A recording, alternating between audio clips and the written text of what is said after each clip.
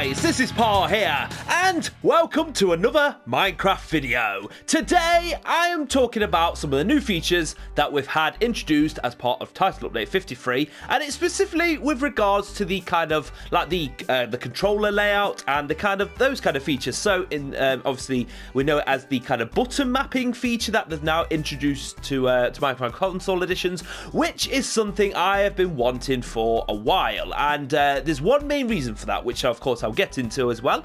So yeah, let's just have a look into it. So basically, if we go into the, of course, the helping options, and if we go to controls, here we'll see that this has all changed. So now, before, there was kind of like, I think there was like numbers 1, 2, and 3, we could kind of cycle through and change the layout of your controller a little bit, but now we can completely remap the controller layout basically, and set certain buttons to do certain things, whatever you want it to be basically.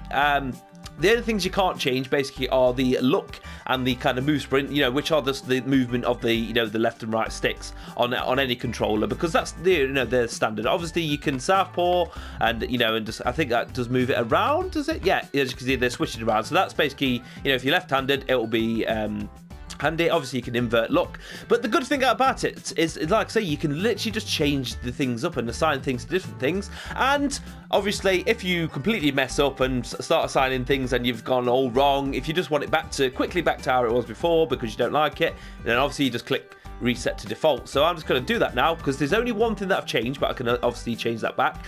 So I'll show you roughly how it works. So obviously if you want to if you want to change like the jump or fly up button, so I'll quickly go through because obviously it's kind of in sections. So we've got like the standard one, so obviously this is like standard, just kind of survival and just moving around and your usual buttons. But you've also got kind of creative as well, so obviously when you're in creative you can fly, and you've got your kind of the D-pad functions. I just realised that's slightly changed as well. The fly up has changed for me because I had that set to something different. And of course we've got things like the minigame lobby, obviously things like confirm that you're ready and vote in, and when you're spectating as a bat you can squeak and that kind of thing. So cancel spectating, that's cool. So you obviously make that a bit easier, and things like this glide minigame, when you're in solo mode, you can do all this kind of thing just to, restart section and restart from the beginning. Obviously, look behind you, etc. And obviously, I mean, me personally, I don't need to change any of this stuff around. I don't feel like I need to. But there's a couple of little things here.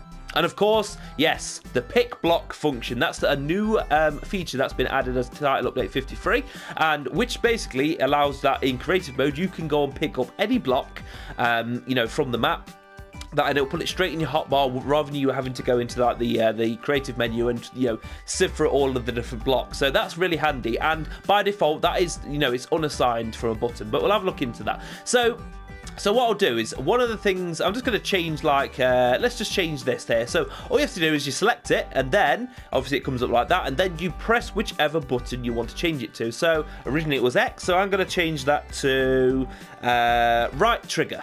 There we go. So my jump action. And obviously there's nothing, as you can see, there's nothing assigned as the action there. So it will literally say none. So when you try and come out of it, it will say you have unassigned actions. Are you sure you want to continue? And obviously you can choose to continue or not. So I'm pressing the right trigger now, and that is making me it's making me fly for some reason.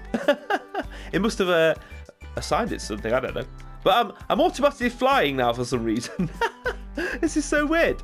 So oh right, there we go. If I double tap it, because obviously I'm in creative, obviously double tapping the right trigger is going to make me fly, and there we go. So obviously now I'm literally just pressing the right trigger. So that's basically it. It's pretty much self-explanatory. If you want to change your button layout, you can do, and you can do it as much as you want to suit how you want to play the game, basically. So let's go back to controls there. It's going to reset that. So I'm just going to set it up basically how I kind of do it. So we're actually going to look at, so to change the camera mode, I always change this because I don't like it when you have to click in left L3. It just annoys me when you're trying to move around, you end up changing the view. So I always change that to my up button on the D-pad, and that's where I normally do it. I find it easier. But now I'm actually going to be I'm actually going to have my sprint set as clicking the L3, you know, the trigger button, sorry, the stick button inwards, so you can just click it and press it in, and you can move around easier, and it's just going to be, for me personally, it's going to be good to do. So, but what I'm going to do is I'm going to show you the pick block function, and I'm just going to assign that to the clicking in the you know, the L3 button. So let's come out of there. So basically, we've got that assigned now. So we're in creative mode. What do we want to? We want to build out of. Here we go. I've got some set up here. This was for my 300 subscriber special. That was the one. So I want a gold block. So basically, I click it in. There it goes. It's appeared. Oh, I want some red wool. Click it in. I want some black wool. There we go. And you can literally do this for all sorts of different things. You can basically, you know, trees. There's a couple of things that aren't obviously going to do. You know, aren't going to sort of pick up obviously items and things, and certain blocks may just for example, mushroom blocks. I can't see any around. I'm sure there was some around somewhere. I know if you go to those mushroom blocks, you know, like those giant mushrooms that spawn, and do it on there, it will just give you a mushroom basically, so you'd have to plant it and obviously use some bone meal on it to make it grow. So that's basically pretty much it there. Oh, we've got a chest down here as well. Let's go and test. There we go, got a chest. So that is basically it, and here we go. Good example. So obviously this is actually like a block though in the decorative thing, but because of the way it's set up, they may end up changing it. It's just going to put a mushroom in there.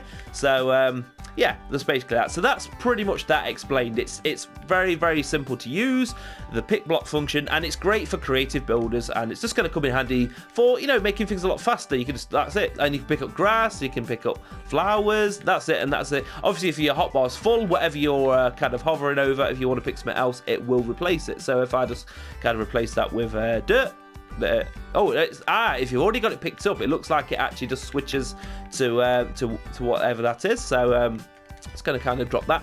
So there we go. That is the pick block function, and it's pretty self-explanatory. Just play around with it basically, and see what you can, you know, see how well you can get on with it, and if it's something you're going to be using in your creative builds. So last thing I'm going to do is very, very quickly is just demonstrate. I keep going into the wrong setting here, so I'm going to, let me just reset, just make sure everything's back to normal, and then I'm just going to set my sprint, because like I say, normally you have to double tap upwards on the left stick, but I'm going to change that to clicking in the L3 button, and what have we got? Oh, of course, so I want to change that back to the up there, and yeah, that's fine. So we don't need fly up essentially. So making sure if I'm double clicking in the left L3, it's not picking up a block and it's not changing the camera. But if I hold it and move, it is making me sprint. So there we go. Obviously, if I double tap as well, that still does work, but it's just going to be a lot easier, especially in the mini games like Battle. You're just going to be able to press it and go. Simple. And obviously, if I'm pressing the up on the D-pad, it's changing my view. So that is it. That is how button mapping and the pick block function works on Minecraft console. And what an awesome features, you know, a couple of features to add. Definitely the button mapping. I've been really, really wanting that for ages, and when it was announced, I was, oh my god, finally it's here. It's going to make it a lot easier just to play, basically. So, as always, if you've enjoyed this video, be sure to hit that like button, and if you're new to the channel, be sure to hit the subscribe button so you can see all upcoming videos from me, including plenty more Minecraft. Hey, but again, thank you again for watching, and until my next video, I'm going to say bye-bye for now, and I will see you all later.